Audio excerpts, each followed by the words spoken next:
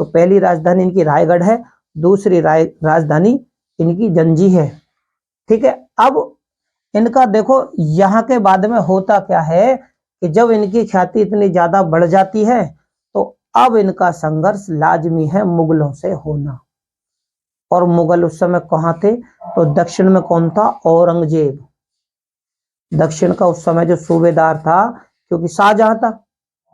और ये समय है 1657, और 1657 और 58 में क्या हुआ था? मुगलों के बीच में उत्तराधिकारी का युद्ध छिड़ गया था। इधर दक्कन में शिवाजी अपनी ताकत बढ़ा रहे थे। तो पहला जो संघर्ष इनका होता है मुगलों से, तो 1657 ईस्वी में क्या होता है? मुगलों का और बीजापुर का संघर्ष होता है। क्या? बीजापुर का संघर्ष होता है पहले मुगलों से। अब जब मुगल और बीजापुर आपस में लड़ रहे थे तो बीजापुर के सुल्तान ने मांगी थी मदद शिवाजी से, यार मुगलों से मेरी हेल्प कर दो। तो 1657 में शिवाजी लड़े मुगलों से बीजापुर की तरफ से, ये चीज याद रखना। अब इसके बाद में जब ये बीजापुर के संघर्ष हो गया, अब मुगलों को कर दिया, मुगलों की सेना पीछे हटा दी थी। शिवाजी ने युद्ध नीति में, गोरिल्ला युद्ध नीति में बहुत निपुण थे। अब जब ये पीछे हट गए तो बाद में बीजापुर और मुगलों की हो गई संधि। लाजमी है भैया, मुगलों की संधि हो जाती है बाद में बीजापुर से। इसी का फायदा उठाकर जब इनकी संधि हो गई तो उत्तराधिकारी का युद्ध छिड़ गया। तो औरंगजेब चला गया उत्तर में, यानी दिल्ली सल्तनत की तरफ आना था उसे, और ये कहानी है दक्षिण की। तो इसी का फायदा उठाकर शिवाजी ने अपनी ताकत बढ़ानी चाहिए। क्यों? क्योंकि औरंगजेब ने ये शब्द पहले ही बोले थे बीजापुर से कि भाई अगर शिवाजी तुझे रखना है रख ले अपनी सेवा में, या फिर अपनी तरफ से लड़ाना है लड़ा ले, हमारे तेरे हो जाते संधि, हमारी तेरी संधि हो जाएगी। ठीक है, तो शिवाजी अपने पास रख ले, लेकिन हमारी सीमा से दूर रख इसे कहीं दूर पहुंचा दे, जैसे कि कर्नाटक की साइड में, कर्नाटक की तरफ भेज दो, हमारी सीमा से दूर। अब जैसे ये यहां से इस बात को संधि करके निकलता है उत्तर की तरफ, तो शिवाजी को मौका मिल जाता है, चतुर तो थे ही। वो क्या करते हैं, अब कोंकण जो क्षेत्र थे, यानी जो उस समय दक्कन में क्षेत्र थे, तो शिवाजी कोंकण और समुद्री तट के क्षेत्रों को जीतना शुरू कर देते हैं। अब जब ये जीतना शुरू कर देते हैं तो कहां, तो ये बीजापुर की ही तरफ से लड़ रहे थे। अब बीजापुर इनसे परेशान हो गया कि यार ये तो हमारे ही पड़ोस के, हमारी सीमा के क्षेत्र ने जीतने लगा। ठीक, तो अब क्या करते हैं, ये बीजापुर जो है, ये बीजापुर अपनी तरफ से 1659 ईस्वी में क्या, अफजल खां, याद रखना, अफजल खां को भेजते हैं कि जाओ तुम जाओ और शिवाजी को फिट करके आओ, यार वो हमारे क्षेत्र जीत रहे हैं। अब अफजल खां लंबा चौड़ा मजबूत आदमी था, शिवाजी थोड़े हाइट में कम थे। अब वो हाइट में कम थे तो ये क्या करता है, अफजल खां अपने साथ में एक तलवारबाज था, बहुत उस समय का तेज तर्रार, है ना, सैयद बांदा। अब ये तो अफजल खां तो सैयद बांदा को लेके गया, लेकिन शिवाजी से मिलने से पहले इन्होंने अपने दूत भेजे। तो अफजल खां की तरफ से कौन सा दूत था, उसका नाम था कृष्णजी भास्कर।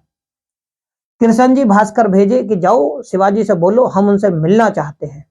शिवाजी बोले ठीक है हम मिल लेंगे, हमें क्या ऐतराज है, मिलेंगे। अब ये वार्ता कहां पर हुई थी, प्रतापगढ़ के जंगलों में। प्रतापगढ़ के जंगलों में होते, भाई इधर से तो हो गए, ये तो हो गए बीजापुर, अफजल खां की तरफ से दूत भेज दिया। अब शिवाजी ने भी तो अपनी तरफ से दूत भेजना है कि मिलना है या नहीं मिलना, होगा तो अफजल खां अपने घर का। ठीक है, बीजापुर की तरफ से, बीजापुर के क्षेत्र में न जीते हैं, मेरे में भी पावर है, तो ये भी अपने दूत को भेजते हैं। तो शिवाजी का दूत कौन था, गोपीनाथ। अब ये गोपीनाथ को वहां भेज देते हैं, और अफजल खां किसको लेकर आया, तलवारबाज को, सैयद बांदा।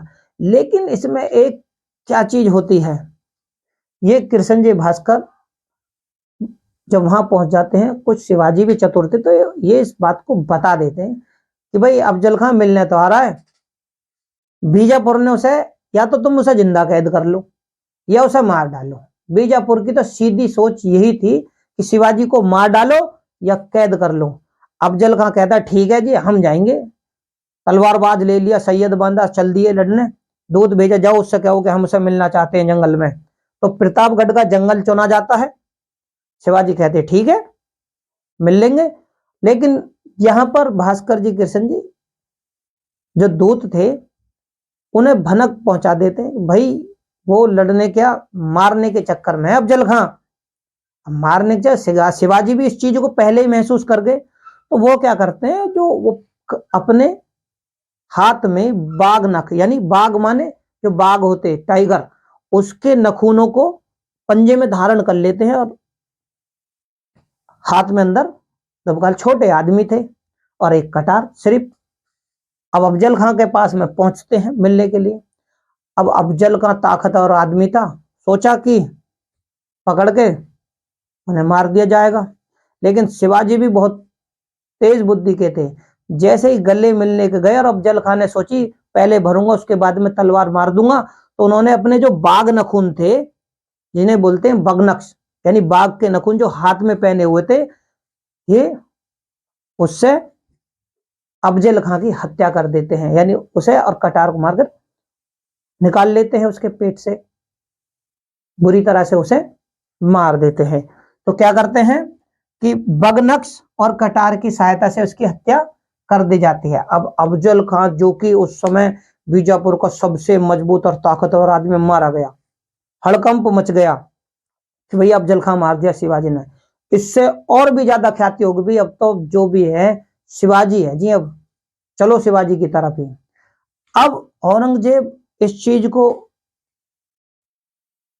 परेशान हो गया, यार ये तो शिवाजी ने अपनी और भी ताकत बढ़ा ली। तो औरंगजेब क्या करता है, देखो यहां पर शिवाजी मारे गए, ओ सॉरी शिवाजी नहीं अफजल खां। तो 1660 में ये क्या करते हैं, अपने मामा, औरंगजेब का मामा कौन है, शाइस्ता खां, 1660 में अपने मामा को भेजता है दक्कन का सूबेदार बना के कि तुम जाओ यार और शिवाजी की बुद्धि ठीक करो भाई, उन्हें तुम मुझे परेशान कर दिया, उन्हें फिट कर दो, बस मुझे इतना पता है। ठीक है भाई। तो ये दक्कन के सूबेदार कौन, शाइस्ता खां जाते हैं जी। अब शाइस्ता खां जाते हैं, लेकिन शाइस्ता खां भाई अपने आप में मजबूत आदमी है, तो शिवाजी के कुछ क्षेत्रों को ये भी जीत लेता है। ये भी जीत लेता है, तब पूना में अपना तंबू गाड़ता है और आराम करता है कि अब तो मैं जीत रहा हूं, आगे भी जीतूंगा, शिवाजी को तो मैं ठीक कर दूंगा। लेकिन शिवाजी क्या करते हैं, तेज बुद्धि का, रात को हमला करते हैं इसके टेंट पर ही, इसके तंबू पर जहां इसने डेरा डाला। रात को पूना में इस पर इतना तंकड़ा भयानक आक्रमण किया कि इसे जान बचाकर भागनी पड़ी और शिवाजी ने इसका अंगूठा काट लिया। जब शिवाजी ने अंगूठा काट लिया तो इन्हें भागने की वजह से इनकी इतनी शर्मनाक, चारों तरफ इनकी शर्मिंदगी महसूस हुई, इनकी इतनी ज्यादा हंसी मजाक बनी कि मुगल सूबेदार शाइस्ता खां शिवाजी के द्वारा अपनी जान बचाकर भागे। इससे और भी ज्यादा शिवाजी की ख्याति बढ़ गई। अब औरंगजेब परेशान हो गया, भाई इन्होंने तो हमारे मामा को भी ठोक दिया। ठीक है, अब शाइस्ता खां चले गए। अब 1663 की घटना है, जब ये पूना में आराम कर रहा था शाइस्ता खां, ठीक है ना, तो इसे ठोक देते हैं शिवाजी, ये अपनी जान बचाकर भाग। तो औरंगजेब क्या करता है, गुस्से में आकर शाइस्ता खां को कहां ट्रांसफर करता है, बंगाल, कि तुम दक्षिण में नहीं रहोगे, दक्कन में नहीं, अब तुम बंगाल में रहो जाओ। तो यहां से ये हो गया भैया तबादला बंगाल में।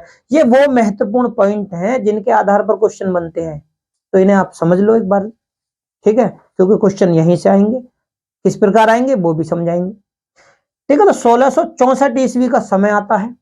अब तो शिवाजी ने जब शाइस्ता खां को हराया तो 63 में शाइस्ता खां का तबादला हो गया, क्योंकि 63 में हमला हुआ, उसके बाद में बंगाल में ट्रांसफर।